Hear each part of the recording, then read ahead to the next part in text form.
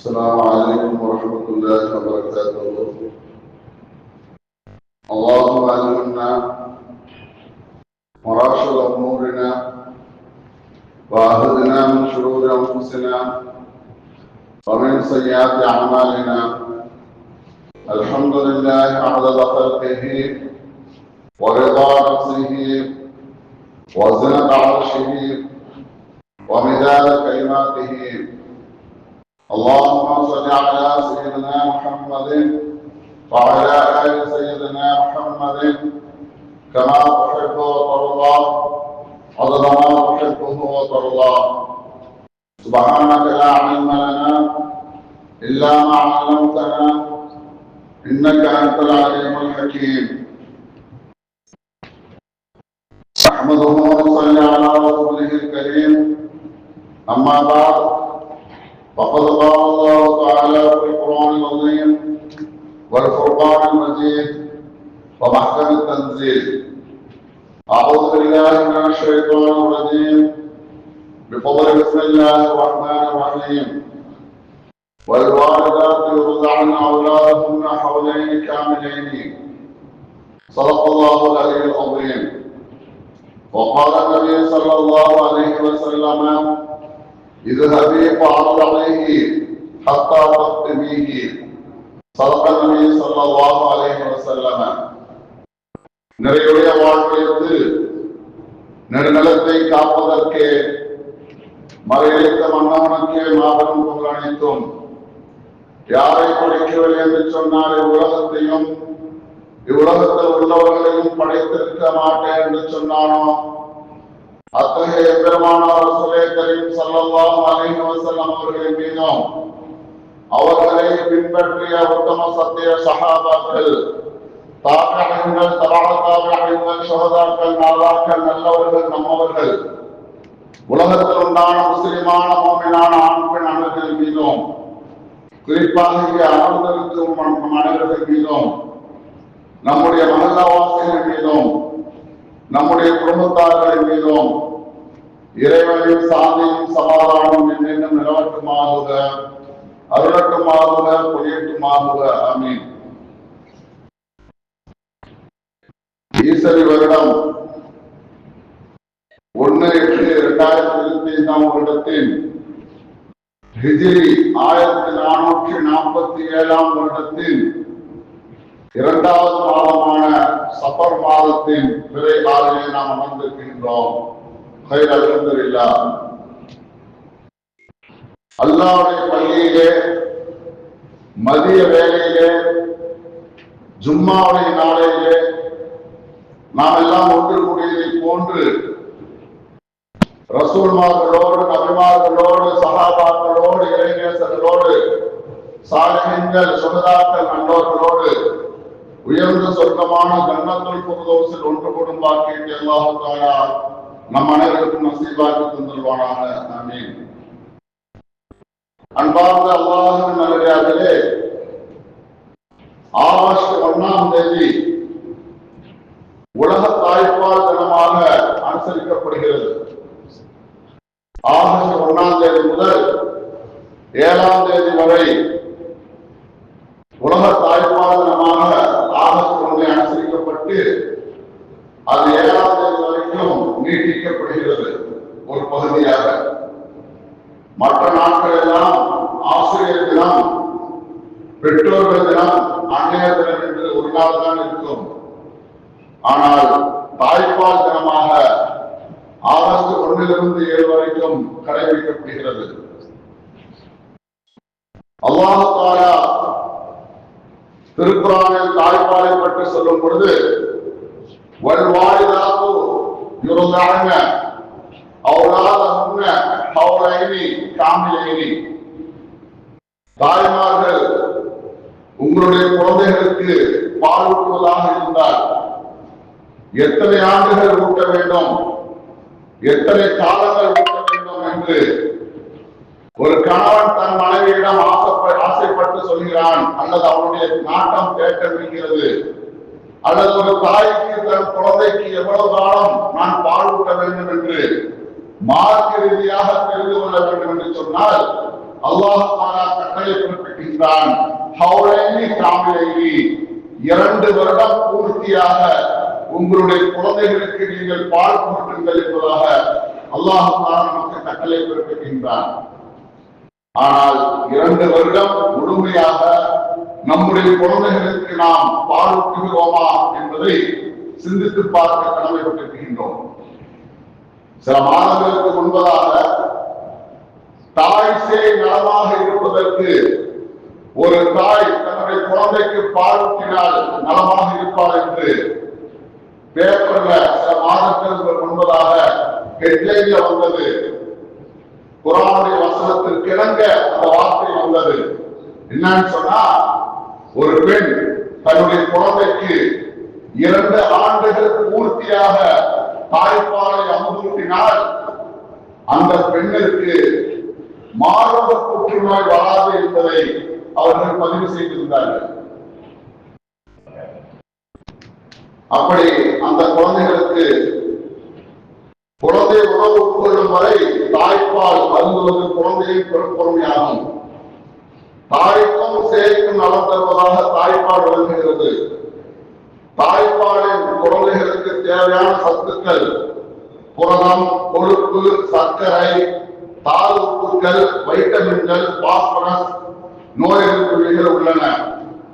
தாயின் பாலுடன் தாயின் பாசமும் உணவுடன் சேர்ந்து ஊட்டப்பட வேண்டும். தாய்ப்பாலை விட உலகில் குழந்தைகளுக்கு சிறந்த உணவு இல்லை. தாய்ப்பால் அருந்தும் குழந்தைகளுக்கு வயிற்றுப்போக்கு, ஆஸ்துமா, நிமோனியா, இளம்பிள்ளை வாதம் என்ற குறைவுகள் வராது. குழந்தைக்கு தாய்ப்பால் ஊட்டுவது மூலம் தாயின் இளமையாக இருக்க உதவும். அதே போல தாய்க்கு புற்றுநோய் வருவதை தடுக்கப்படுகிறது என்று மருத்துவ ஆய்வுகள் நமக்கு தெளிவுபடுத்துகின்றன.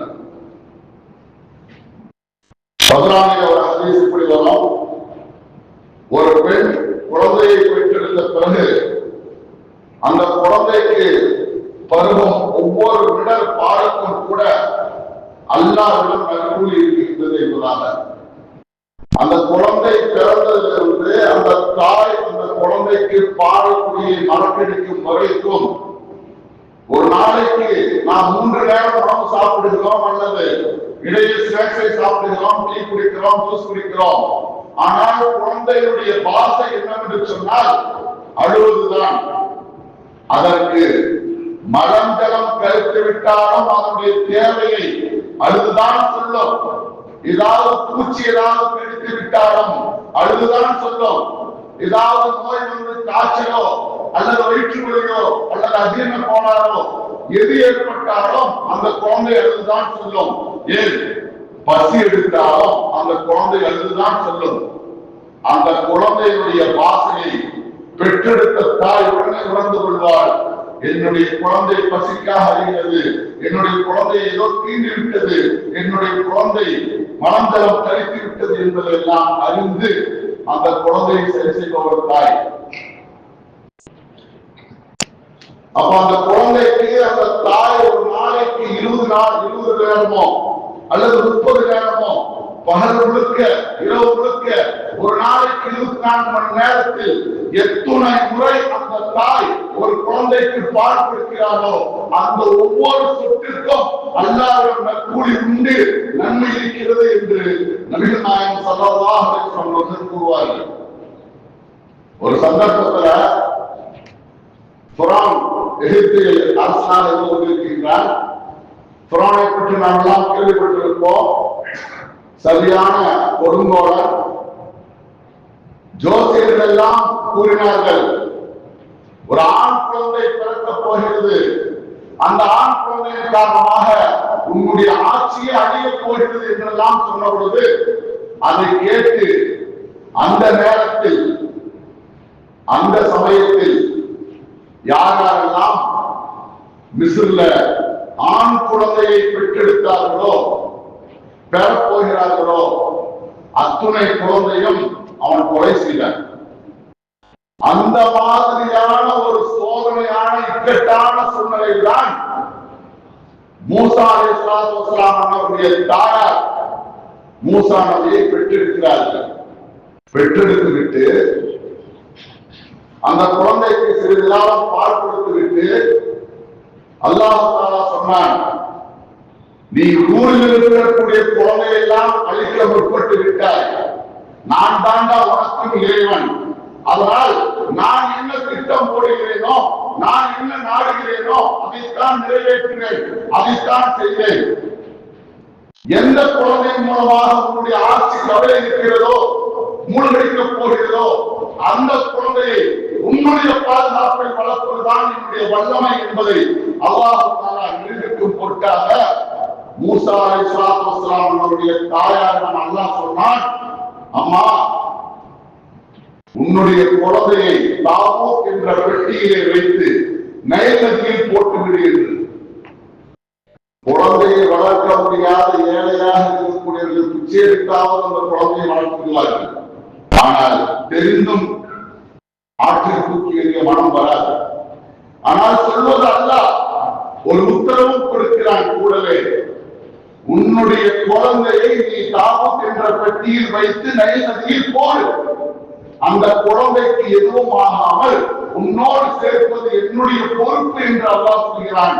அல்லாஹ் சொன்ன வாக்குறுதியை நம்பி, அந்த இறை நம்பிக்கையை நம்பி அந்த பெண் பெற்றெடுத்த பச்சிளம் குழந்தையான பால்குடி மறவாத மூசா அலைஹிஸ்ஸலாத்து வஸ்ஸலாம் அவர்களை குழந்தையாக இருக்கும் பொழுது தாவூத் என்ற பெட்டியிலே வைத்து நைல் நதியில் விட்டு விடுகிறார்கள். அந்த புறத்தில் நின்று வேடிக்கை பார்த்த ஆசியா அம்மையார், ஃபிரௌனுடைய மனைவியான அவர்கள், ஆஹா, எங்கிருந்தோ ஒரு குழந்தை இங்கே வருகிறது, வந்திருக்கிறது, இந்த ஊரில் இருக்கக்கூடிய குழந்தை மூலமாகத்தான் நமக்கு ஆபத்து, இந்த குழந்தை யார் பெற்ற குழந்தையோ, எந்த தேசத்திலிருந்து வந்ததோ, உன்னுடைய ஆட்சிக்கு ஆபத்து வரக்கூடியதாக இருக்கிறே இருக்காது, அது மட்டுமல்ல, இந்த குழந்தையை நான் வளர்க்கிறேன் என்று அந்த நைல் நதியில், அவங்க அப்ராவுடைய வீட்டுக்கு தான் நைல் நதியை ஓடும், அப்ப அவங்க அந்த குழந்தையை பெட்டியிலிருந்து எடுக்கிறாங்க. அல்லாஹ் பார்க்க வைத்தான், ஃபிரௌனிடம் கேட்க வைத்தான், ஆசியா அம்மையாரை எடுக்க வைத்தான். அப்படி அவர்கள் எடுத்தார்கள், ஃபிரௌனிடம் அனுமதி பெற்றார்கள். அந்த குழந்தை வளர்கிறது. அந்த குழந்தைக்கு பால் கொடுப்பதற்காக செவிலி தாய்மார்கள் வரவழைக்கப்படுகிறார்கள். யாருடைய மாறிலும் அந்த குழந்தை பால் அருந்தவில்லை. அல்லாஹ் சொன்னானே, உன்னுடைய குழந்தையை பாதுகாத்து அந்த குழந்தையுடனே உன்னை சேர்த்து வைப்பேன் என்று சொன்னானே, அது போன்ற அல்லாஹ் தஆலா மூசா அலைஹிஸ்ஸலாத்து வஸ்ஸலாமுடைய அக்கா ஃபிரௌனுடைய அரண்மனையில் வேலை செய்து கொண்டிருந்தார். மூசா நபியுடைய தாயாரை அரண்மனைக்கு வரவழைக்கப்படுகிறது. மூசா அலைஹிஸ்ஸலாத்து வஸ்ஸலாமுடைய தாயார் மூசா நபிக்கு பாலை கொடுக்கிறார்கள். செவிலித்தாயை போல யாரிடமும் பால் குடிக்காத மூசா அலைஹிஸ்ஸலாத்து வஸ்ஸலாம் அவர்கள் தன்னுடைய தாயாரிடம் நெஞ்சில் அரவணைத்த பொழுது மூசா நபிகள் பால் குடித்தார். இது அல்லாஹ் தஆலா கஸஸ் என்ற அத்தியாயத்திலே 7வது ஆயத்திலிருந்து 11வது ஆயத்து வரைக்கும் சொல்கிறார். அதே போல ஹாமிதியா என்று சொல்லக்கூடிய ஒரு குலத்தை சார்ந்த ஒரு பெண் நபிகள் நாயகம் ஸல்லல்லாஹு அலைஹி வஸல்லம் வந்து, நபியே நாயகமே, நான் ஒரு பாவம் செய்து விட்டேன், ஒரு தவறு செய்து விட்டேன், விபச்சாரத்தின் காரணமாக நான் கர்ப்பமாக இருக்கிறேன், எனக்கு இஸ்லாமிய தண்டனைகள் ஒன்று வழங்குங்கள் என்று அந்த பெண்மணி தன்னுடைய தவறை உணர்ந்து நபியிடம் அல்லாஹ்வுடைய தண்டனை ஏற்று வருகிறார்.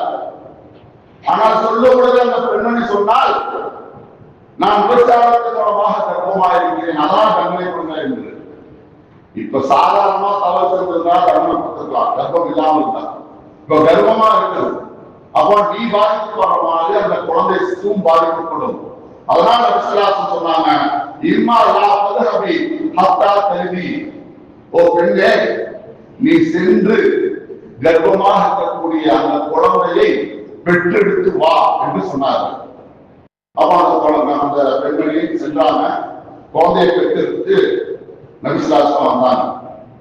அப்ப நபிசுல்லாஹ் சொன்னாங்க, அந்த குழந்தைக்கு தாய் பால் கொடுப்பதை போன்று யார் கொடுத்தாலும் நல்லா இருக்க. அதனால நபிசுல்லாஹு சொன்னாங்க, இதுஹபி, நீ இப்போவும் செல்லு, பாலாஹி ஹத்தா தப்தீஹி, இந்த குழந்தையை பால் குடிப்பாட்டுவதை மறந்துவிட்ட நிலையில் இந்த குழந்தையை கொண்டு வா என்று நபிகள் நாயகம் ஸல்லல்லாஹு அலைஹி வஸல்லம் சொன்னார்கள்.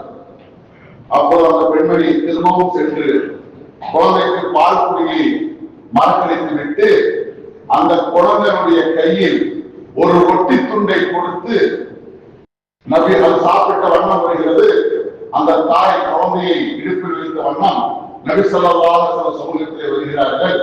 இதோ என்னுடைய குழந்தைக்கு பால் குடியை மறக்கடித்து விட்டேன், உங்கள் கண் முன்னால் ரொட்டி சாப்பிடுகிறது, இது ஒரு சாட்சியாக இருக்கிறது என்ற ரீதியில் இப்பொழுது எனக்கு தண்டனை கொடுங்கள் என்று சொன்ன பொழுது அந்த குழந்தையை மற்றவர்களிடம் கொடுக்க சொல்லி, இந்த பெண்ணுக்கு நீங்கள் தண்டனையை நிறைவேற்றுங்கள் என்று சொல்லி விபச்சாரம் செய்த பெண்ணுக்கு கல்லால் அடித்து தண்டனை கொடுக்கப்பட்டது. இதை புரைதார் அவர்கள் அறிவிக்கின்றார்கள். முஸ்லிம் ஷரீஃபில் 3500 ஹதீஸிலே பதிவு செய்யப்படுகிறது. ஒரு நபிசல்லாஹு வேற ஹதீஸ்ல சொன்னாங்க, ஒரு பெண் தன் குழந்தைகளுக்கு பாலூட்டும் போது அறப்போரில் கலந்து கொண்ட நன்மை கொடுக்கப்படும் என்பதாக. அப்படி பால் குடிக்கிற காலத்துல அந்த பால் குடிக்கிற தாய் இறந்து விட்டால் ஷஹீதுடைய பட்டியலில் இறந்துருவார் என்று நபிகள் நாயகம் சொன்னாங்க. ஆண்கள் எல்லாம் இடத்துக்கு போறீங்க, ஆண்கள் எல்லாம் இமாம் ஜமாத்தோட சொல்றீங்க, ஆண்கள் எல்லாம் சும்மா சொல்றீங்க, ஜனாதா சொல்றீங்க, எங்களுக்கு அந்த நன்மையிலேயே என்று மதினா பெண்கள் ஆசிரியர் வந்து கேட்ட பொழுது, நீங்கள் வீட்டிலே உங்களுடைய கணவனுடைய பொருளையும் உங்களுடைய கற்பையும் உங்களுடைய குழந்தைகளையும் பாதுகாத்து இறைவனை தொழுது வாருங்கள், உங்களுக்கு ஜனாதாவை கலந்த நன்மை, ஜும்மா தொழுத நன்மை, 5 நேரம் நமாத்தோடு தொழுத நன்மை, யுத்தத்தில் கலந்த நன்மை என்று சொன்னார்களே நபிகள் நாயகம் ஸல்லல்லாஹு அலைஹி வஸல்லம். வெறுமனே சும்மா அல்ல, ஒரு தாய் ஒரு பெண் தான் பெற்றெடுத்த குழந்தைகளுக்கு பால் ஊட்டினால் அவர் அறப்போரில் கலந்து கொள்ளும் நன்மை அடைகிறார்கள். ஒவ்வொரு சொட்டிற்கும் அல்லாஹ் நன்மை பெறுகிறார். பால் குடிக்கிற காலத்தில் இறந்து விட்டால் அந்த பெண் யுத்தத்திற்கு செல்லாமலேயே ஷஹீதுடைய வீர மரணத்துடைய அந்தஸ்தை பெறுகிறார் என்று சொல்கிறார்கள். அப்பேற்பட்ட தாய்மார்கள் இனியும் நம்முடைய குழந்தைகளுக்கு பால் ஊட்டுவதில் தயங்கக்கூடாது. 2 வருடத்தை முழுமையாக அல்லாஹ்வுடைய கட்டளை ஏற்று செய்ய வேண்டும். அதே போல தாய் தந்தை குழந்தையுடைய தாய் தந்தை இருவரும் ஆலோசித்து மனம் விரும்பி 2 ஆண்டுக்கு முன்பதாக பால் ஊட்டுவதை நிறுத்தி விரும்பினால் 2 பேர் மீது குற்றம் இல்லை. ஆனால் இருவரும் ஆலோசிக்காமல் தன்னிச்சையாக முடிவு எடுக்கக்கூடாது, அல்லாஹ்வின் கட்டளையை கடைபிடிக்க வேண்டும் என்று நமக்கு அறிவுறுத்தப்படுகிறது. அதே போல தாய்மார்கள் குழந்தைகளுக்கு பால் ஊட்டும் போது பேண வேண்டிய முறை. இமாம் ஷாஃபி இமாம் அவர்கள் ஷாஃபி மத்ஹபுடைய தலைவர். சிறு வயதில் 7 வயதாக இருக்கக்கூடிய நேரத்தில் 6666 கொண்ட 30 ஜுஸுக்களை கொண்ட 114 அத்தியாயங்களை கொண்ட முழு குர்ஆனையும் 7 வயதில் மரணமிட்டார்கள். ஷாஃபி இமாம் அவருடைய 10வது வயதில் புகாரி ஷரீஃபை எழுதுவதற்கு முன்பதாக மாத்தாயிரம் மாலிக் என்பதுதான் அங்கே பிரபலியம். புகாரிக்கு மேல பெரிய கிதாபாக இருந்தது. அதை ஷாஃபி இமாம் அவர்கள் 10ஆம் வயதில் மரணம் செய்தார்கள்.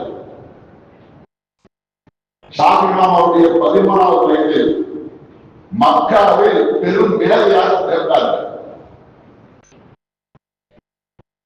இந்த மரண சக்திக்கு என்ன காரணம்? எப்படி உங்களுக்கு அபாரமான மரண சக்தி ஏற்பட்டது?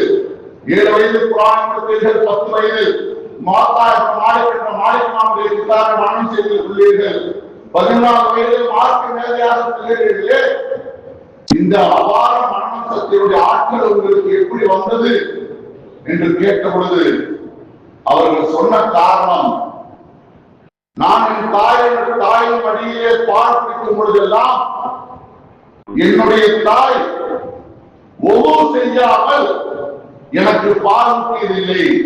ஒவ்வொரு செய்துவிட்டுதான் எனக்கு பாலூட்டினார்கள்.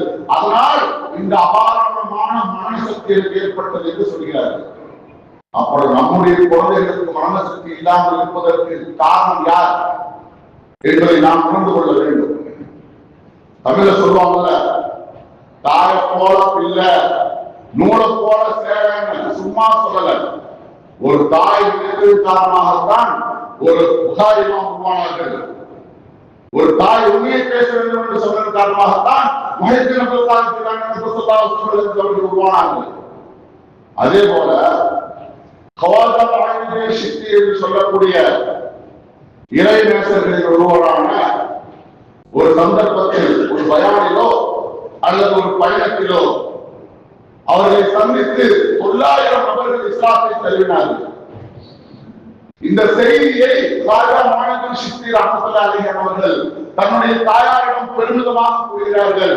இன்று 900 நபர்கள் என்னுடைய கரங்களால் இஸ்லாத்தை தழுவிவிட்டார்களா என்று ஆனந்த பெருக்கோடு சொல்லக்கூடிய நேரத்தில் தாய் சொன்னார்கள், காரணம் என்ன தெரியுமா? நான் ஒருவோடுதான் உனக்கு பால் கொடுத்தேன் என்பதாக சொன்னார்கள். அதன் காரணமாகத்தான் உனக்கு உன்னை பார்த்தவர்கள் உன் பேச்சை கேட்டவர்கள் இஸ்லாத்தை தருகிறார்கள் என்று அவர்கள் விளக்கம் சொன்னார்கள்.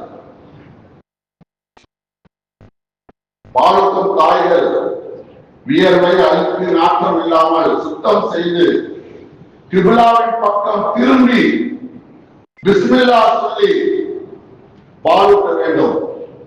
பாலூட்டும் போது நமக்கு தெரிந்த புராண வசனங்களை ஓதி ஓதி பாலூட்ட வேண்டும், அல்லது வசீகளை ஓதி ஓதி பாலூட்ட வேண்டும். ஒரு தாய் தன்னுடைய குழந்தைக்கு பாலூட்டக்கூடிய நேரத்தில் இறைவனுடைய சிந்தனையோடு ஊட்டினால் அந்த குழந்தை அதை காதில் கேட்டால் பிற்காலத்தில் இறை சிந்தனையோடு அது வாழ உதவியாக இருக்கும் என்று நமக்கு சொல்லித் தருவார்கள்.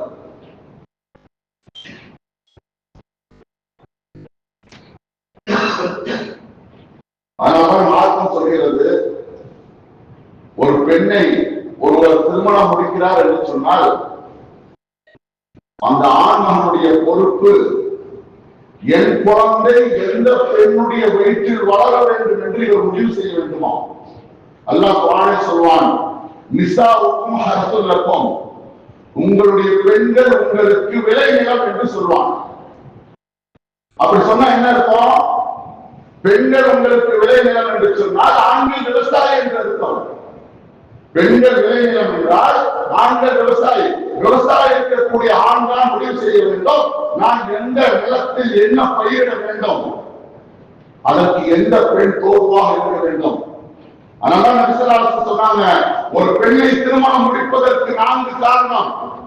1 அந்த பெண்ணுடைய அழகு, 2 அந்த பெண்ணுடைய பொருள், 3 அந்த பெண்ணுடைய குடும்ப பாரம்பரியம், 4வது தீன்.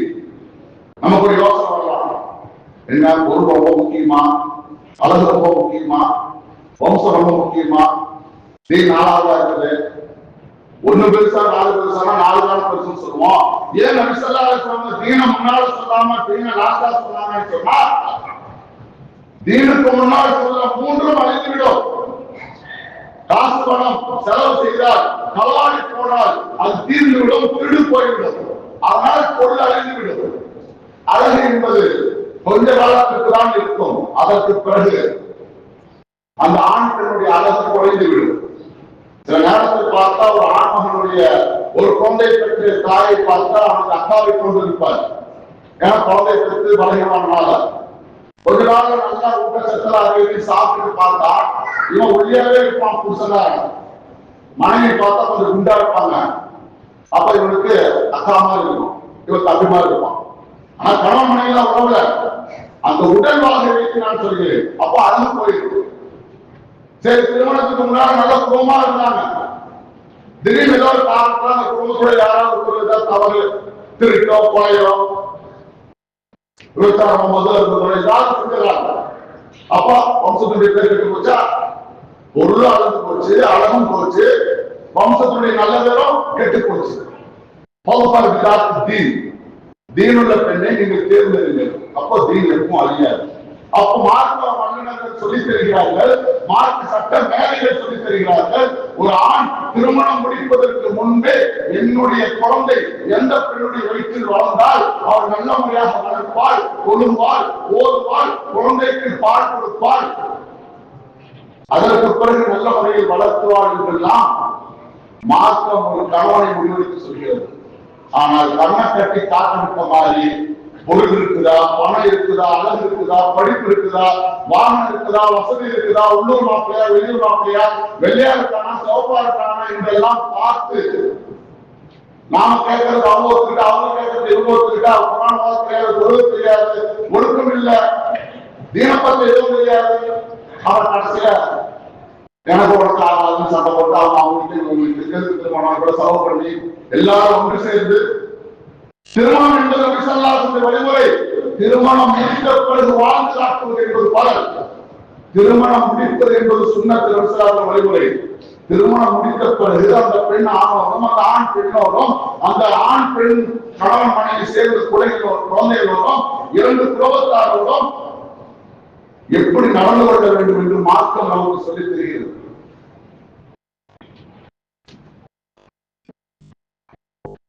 அதே போல குழந்தைகளுக்கு பாலூட்டுற தாய்மார்கள் உணர்ச்சிப்பட்டு, கோபப்பட்டு, பதட்டத்துடன், பரபரப்பாக, கவலையாக, சோகமாக பாலூட்டுவதை தவிர்க்க வேண்டும். அதே போன்று நின்ற நிலையை பாலூட்டுவதை தவிர்க்க வேண்டும். வெளியூர் போறோம், உட்கார நின்ற நிலையில செய்யக்கூடாது. நின்ற நிலையில நம்ம சாப்பிடக்கூடாதுன்னு சொல்றாங்க. ஆனா மனுஷராசன் சொன்னதை மீறி இப்ப பப்போ சிஸ்டம் வந்துருச்சு. மத்தவனா விருந்த போட்டது போக இப்ப நாமளே போய் வேண்டுதல் எடுத்துக்கிறதா இருக்கு. அப்படி பேசனா போயிடுச்சு. எக்காலத்திலும் அல்லாஹ் ரசூல் வேண்டாம் என்று சொன்னது வேண்டாம் தான், எக்காலத்திலும் அல்லாஹ் ரசூல் வேணும் என்று சொன்னது வேணும் தான். அதை மாற்றி எப்பொழுது செய்தாலும் அது மனிதர்களுக்கு கேடுதான். ஆண்கள் எதிரில் பால் கொடுக்கூடாது. அதே போல பொதுமக்கள் அதிகமாக கூடியிருக்கக்கூடிய இடத்தில் ஒரு தாய் குழந்தைகளுக்கு பால் கொடுக்கக்கூடாது. பெண்களுடைய கூட்டம் இருக்கிறார்கள், ஆனால் ஆட்சி இருக்கிறார்கள், அந்த இடத்துல இருந்தும் பால் கொடுக்கக்கூடாது என்றெல்லாம் நமக்கு மார்க்கம் சொல்லி தருகின்றது. அதே போல தாய் ஒரு குழந்தைக்கு பால் ஊட்டும் போது படுத்துக் கொண்டே பால் ஊட்டக்கூடாது. ஒரு குழந்தைக்கு தாய் பால் ஊட்டக்கூடிய நேரத்துல அல்லாஹும்ம யா அல்லாஹ் லக்கல் ஹம்து வ லக்க ஷுக்ர், உனக்கே புகழ், உனக்கே நன்றி என்ற வாசகத்தை அடிக்கடி கூற வேண்டும். ஆரம்பத்துல அந்த தாய் குழந்தைக்கு பால் ஊட்டும் பொழுது தன்னுடைய நெஞ்சை கழுவி சுத்தப்படுத்தி ஒது செய்து கிப்லாவை முன்னோக்கி பிஸ்மில்லா என்று சொல்ல வேண்டும். இடையிலே அல்லாஹும்ம லக்க ஹம்து வ லக்க ஷுக்ர், யா அல்லாஹ் உனக்கே புகழ், உனக்கே நன்றி என்ற வார்த்தையை கூற வேண்டும். பால் குடித்து முடித்தவுடன் அல்ஹம்துலில்லாஹ் என்று சொல்ல வேண்டும். அதே போல ஒரு குழந்தைக்கு பால் குடிக்கக்கூடிய நேரத்துல இந்த ஆடு மாடு ஒட்டைகள்லாம் பாருங்க, தானாவே பிரசவம் பார்க்கும். அப்புறம் தாய் ஒரு பக்கம் இருக்கும், கண்ணுக்குட்டி ஒரு பக்கம் இருக்கும். மாடு சொல்றேன், ஆட்டுக்குட்டி, கொட்டைக்குட்டி எல்லாம் தான் சரி. அது தாயிடம் பால் குடிக்க வரும் பொழுது அந்த குட்டிகள் தான் தேடி தாயிடம் வரும். அது ஓடிவிடும் என்று யாராவது தட்டி போட்டிருந்தால் அதை அழுத்து விட்டால் பால் பசிக்காக தாயிடம் தான் அதுவாக செல்லும். ஆனா இந்த மனிதன் மட்டும்தான் அல்லாஹ் குர்ஆனில் சொல்வான், இன்னல் இன்சான குலிக லைஃபா, ஓ மனிதா நான் உன்னை பலகீனமாக படைத்திருக்கிறேன் என்று சொன்னான். உண்மைதான். எதிலிருந்து? பால் குடிக்கிறதுல இருந்து கூட அவனுக்கு தெரியாது. இன்னொன்று, அந்த குழந்தைக்கு தாயின் வயிற்றிலிருந்து வெளியே வந்ததன் காரணமாக பால் எப்படி குடிக்க வேண்டும் என்றும் தெரியாது. அந்த தாயுடைய பாலில் குழந்தையை பால் குடிக்க ஒரு தாய் வைக்கும் பொழுது அதை எப்படி குடிக்க வேண்டும் என்று தெரியாத பொழுது அந்த தாய் தான் தன்னுடைய வாயை எடுத்து அந்த குழந்தையுடைய வாயில் வைக்க வேண்டும். அதற்கு தோதுவாக அணைத்துக் கொள்ள வேண்டும். பால் வயிற்றிலிருந்து வெளியே வந்ததன் காரணமாக அதற்கு பால் குடிக்க பிடிக்காது. சில 3 நாள் அல்லது ஒரு வாரத்துக்கு சீர்பாடு தான் வரும். அது சீக்கிரமாக வராது. அதனால் அதற்கு தகுந்த மாதிரி தாய் தன்னுடைய குழந்தையை பக்குவப்படுத்திக் கொள்ள வேண்டும். அதே நேரத்தில் வயிற்றிலிருந்து வெளியே வந்த குழந்தை தாயின் மாலை தன்னுடைய வாயை வைத்து குடிக்கக்கூடிய நேரத்தில் அதற்கு மூச்சு திணறல் ஏற்படும். மூச்சை விடுவதா தாயின் பாலை உள்ளே அருந்துவதா என்று குழப்பம் ஏற்படக்கூடிய நேரத்தில் தாயை தக்க சமயத்தில் பாதுகாக்க வேண்டும். அதே நேரத்தில் குழந்தை பால் குடிக்கும் பொழுது இடையிலேயே அது விக்கல் ஏற்பட்டால் அந்த குழந்தையை நாளிலிருந்து எடுத்து தலையில் கட்ட வேண்டும். விக்கல் நின்றுவிடும். அதே போல பால் குடித்து நெஞ்சுக்குள் புறையேறிவிட்டால் மூச்சு திணறல் ஏற்படும். அப்போ அந்த குழந்தையுடைய நெஞ்சில தடவிட்டா அது சரியாயிடும். சில குழந்தைகள் தூங்கிடும். பால் குடித்து ஒரு தாய் குழந்தைக்கு பால் கொடுத்துக் கொண்டிருக்கக்கூடிய நேரத்தில இடையில அல்லது இறுதியில பாலோடு சேர்த்து காற்று உள்ளே செல்லும். அந்த காற்று உள்ளே செல்வதன் காரணமாக அஜீரண கோளாறு ஏற்படும், வயிறு வலிக்கும்.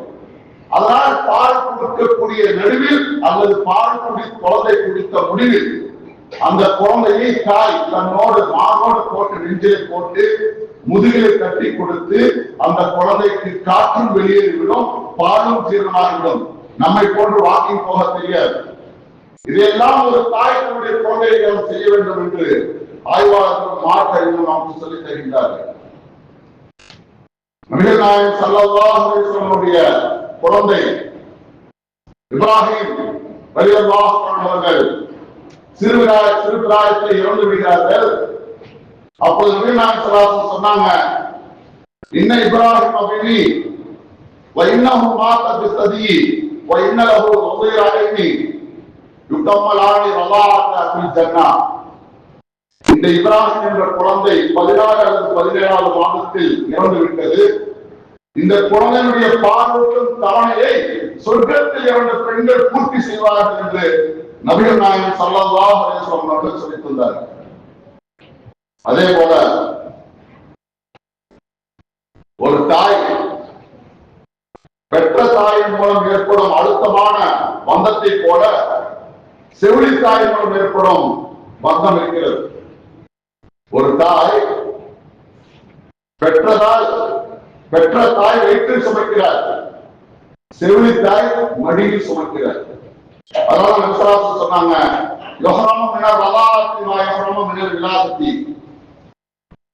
குழந்தையை பெற்றெடுப்பதன் காரணமாக ஒரு தாயினுடைய அக்கா தங்கையை அண்ணன் தம்பியை எப்படி திருமணம் முடிக்க கூடாதோ அதுபோல ஒரு குழந்தை செவிலி தாயிடம் பால் கொடுத்திருந்தால் அந்த தாயினுடைய அக்கா தந்தை அண்ணன் தம்பி அவனோடு பிறந்த ஆண் குழந்தை பெண் குழந்தை எல்லாம் திருமணம் முடிக்க கூடாது என்பதை சொல்லுவாங்க. இது அபூதாவுல பதிவு செய்யப்பட்டிருக்கின்றது. 1759 ஹதீஸ்ல சொல்லப்படுகிறது. அதே போல நபி ஸல்லல்லாஹு அலைஹி வஸல்லம் பெற்ற தாய்க்கு எவ்வளவு மரியாதை கொடுத்தார்களோ அதே போல செவிலி தாய்க்கு மரியாதை கொடுத்தார்கள். மார்க்கம் சொல்கிறது, நாம அந்த காலத்துல திடீர்னு குழந்தையை பெற்றெடுத்தவங்க வெளியே போயிருப்பாங்க அல்லது அவசரமா எங்கேயா போயிருப்பாங்க, அது மொத்தம் ஒரு குழந்தைய பெற்றிருப்பாங்க, பசியா இருக்கும், அழுவோம், அதுக்காக வேண்டி யாராவது நம்ம வீட்டில் உள்ளவங்க குழந்தைக்கு பால் கொடுத்துருவாங்க. அப்படி கொடுத்துட்டா அந்த யாரு பால் கொடுத்தாங்களோ அவங்க இந்த குடும்பத்தாரிடம் சொல்ல வேண்டும், இந்த தேதியில் இந்த நேரத்தில் இந்த குழந்தைக்கு இன்னாருடைய மகன் மகளுக்கு நான் பால் கொடுத்தேன் என்று சொல்ல வேண்டும். அவர்கள் அதை பதிவு செய்ய வேண்டும். ஏன்னா அந்த குடும்பத்தில் உள்ளவர்களுடைய அந்த கொடுத்தார பெண் இடையில நன்மை நாடி குழந்தை மூச்சு திணறது, பசியை கத்துகிறது, அதோ பாவம் என்று குழந்தைக்கு பால் கொடுத்தாலே அந்த பெண்ணினுடைய பையன் புள்ள இந்த பையன் பிள்ளையா இருந்தா திருமணம் முடிப்பது ஹராம் கூடாது, திருமணம் முடித்தால் செல்லாது என்று மார்க்கம் சொல்கிறது. அதனால் குறித்து வைக்க சொல்கிறது. அப்போ அலிமா சாதியா அம்மையாரிடம் நபி ஸல்லல்லாஹு அலைஹி வஸல்லம் 4 வருடம் வாழ்ந்தார்கள். நபி ஸல்லல்லாஹு அலைஹி வஸல்லம் அவர்கள் பிறந்து திங்கட்கிழமை பிறந்து செவ்வாய் புதன் 3 நாள் ஆமினா அம்மையாரிடம் பால் அருந்தவில்லை. அபூ லஹப் அடிமை பெண்ணான நபிகள் நாயகம் ஸல்லல்லாஹு அலைஹி வஸல்லம் அவர்கள் பிறந்து விட்டார்கள் என்ற செய்தியை பெரிய நபியுடைய பெரிய தந்தையான அபூ லஹப்க்கு தகவல் தெரிவித்த துவைபா என்று சொல்லக்கூடிய அடிமை பெண், உங்களுடைய தம்பி அப்துல்லாவுக்கு ஆண்மகன் பிறந்திருக்கிறார் என்று சொன்னபோது அந்த நற்செய்தியை கேட்டு துவைபா ரலியல்லாஹு அன்ஹா என்ற பெண்மணியை, அடிமை பெண்மணியை விடுதலை செய்தால் அந்த தகவலை கொடுத்த அந்த துவைபா ரலியல்லாஹு அன்ஹா அவர்கள் தகவல் கொடுத்த பிறகு 3 நாள் வரவில்லை. 3ஆம் நாள் வருகை தருகிறார்கள். ஆமினா அம்மையார் அவர்கள் கவலையாக இருக்கிறார்கள். என்னுடைய குழந்தை அதிசயமாக பிறந்தது, நட்சத்திரங்கள் எல்லாம் என் வழியில் இருந்தது, வீடே உரிமயமானது, களிமாவை நீட்டிய வண்ணம் பிறந்தது, கத்தனா செய்யப்பட்ட நிலையில் பிறந்தது, எனக்கு உதிரம் வரவில்லை, எல்லா அதிசயம் நடந்தது. ஆனால் என் மகன் என்னுடைய மடியில் பால் குடிக்கவில்லை, கவலையாக இருக்கிறது, பயமாக இருக்கிறது என்று சொன்ன பொழுது ஆமினா அம்மையார் அவர்களே, நீங்கள் கவலைப்படாதீர்கள், இதோ நான் பால் குடிக்கிறேன் என்று துவைபா அம்மையார் அவர்கள் பால் கொடுத்தார். அதற்கு பிறகு 1 மாதத்திற்கு பிறகு தாயத்திலிருந்து வந்த ஹலிமா சாதியா அம்மையார் அவர்கள் எடுத்து சென்றார்கள். 2 வருடம் பால் குடித்தார்கள். 2 வருடம் ஆமினா அம்மையாரிடம் அனுமதி கேட்டு மேற்கொண்டு வளர்த்தார்கள். ஆக ஹலிமா சாதியா அம்மையாரிடம் 4 வருடம் வாழ்ந்தார்கள். இந்த நேரத்துல அடிக்கடி ஹலிமா அம்மையார் அவர்கள் நபி ஸல்லல்லாஹு அலைஹி வஸல்லம் வருவாங்க. அப்படி வரும்போது உட்கார்ந்து நபி ஸல்லல்லாஹு அலைஹி வஸல்லம் ஓடி போய் அவர் அம்மா வாங்கன்னு கூப்பிட்டு தன் தோள் மேல் இருக்கிற துண்டை எடுத்து அவர்களுக்கு விரிப்பாக விரித்து அதிலே அமர வைப்பார்கள். அவர்களுடைய உறவினர்கள் எல்லாம் தன்னுடைய உறவினர்களாக நபிகள் நாயகம் ஸல்லல்லாஹு அவர்கள் கருதினார்கள். அப்போ தாய்மார்கள் பால் கொடுக்க வேண்டும். அப்படி பால் கொடுக்கிற நேரத்துல அந்த குழந்தைக்கு இம்முனோகுளோபின் என்ற திரவியம் உருவாகும் என்று அல்லாஹ் தஆலா 2 வருடம் ஒரு குழந்தைக்கு பால் கொடுக்க சொல்கிறாங்க என்று ஆய்வாளர்கள் ஆய்வு செய்தார்கள். அப்படி ஆய்வு செய்ததுல இம்முனோகுளோபின் என்ற திரவியம் தாய்ப்பாலில் மட்டும்தான் சுரக்கிறது. அப்படி சுரப்பதின் காரணமாக அந்த திரவியம் இந்த தாய்ப்பாலில் மட்டும்தான் இருக்கிறது. அதனால் அந்த குழந்தையுடைய மூளை வளர்ச்சி வளர்கிறது, நரம்பு மண்டலம் வலுப்பெறுகிறது, நோய் எதிர்ப்பு சக்தி இல்லாமல் ஆகிறது. அதோடு மூளையின் செல்களும் நியூட்ரான்களும் வலுப்படுகிறது என்றெல்லாம் ஆய்வாளர்கள் நமக்கு சொல்லித் தருவார்கள். இது போன்று வேற மாட்டுப்பாலையோ வேற பவுடர் பாலையோ அதனுடைய சக்திகள் இல்லை என்று நமக்கு சொல்லித் தருகிறார்கள். ஆகவே ஆகஸ்ட் 1ஆம் தேதியான இன்று உலக தாய்மார்கள் தினத்தில் அல்லாஹ் ரசூல் குழந்தைகளுக்கு பாலை எப்படி ஊட்ட வேண்டும், எப்படி ஊட்டக்கூடாது என்ற விஷயத்தை சொன்னார்கள். அதை வந்தவர்கள் வராதவர்களுக்கு சொல்லி அதனுடைய விளக்கத்தை புரிந்து மார்க்க சட்டங்களை அறிந்து அமல் செய்ய அல்லாஹ் தஆலா நம்ம போனாங்க. வாக்குறாங்க. அல்ஹம்துலில்லாஹி ரப்பில் ஆலமீன். அஸ்ஸலாமு அலைக்கும் வரஹ்மத்துல்லாஹி வபரகாத்துஹு.